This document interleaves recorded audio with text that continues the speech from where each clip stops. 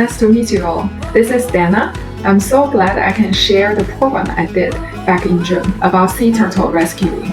We went to the only sea turtle rescuing center in mainland China, which is located in Huizhou, and the students helped to clean up the beach where the turtle lay eggs, and also their dens for the sea turtles, where they usually stay after they've been rescued. And not only that, the students also learned some really interesting fun facts about the sea turtles.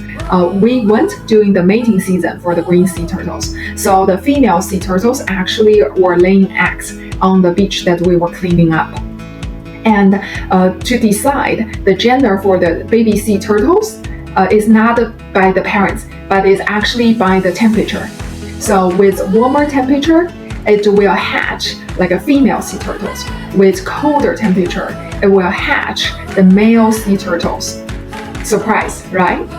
But anyway, the students did an amazing job in Huizhou to cleaning up the beach after like the whole day work. The beach was so clean, but also the students had a great fun time to interact with the sea turtles. Like for a lot of them, that's their first time to see the real sea turtles, and they swim just like Finding Nemo. You know, they can swim. The baby ones can swim so fast.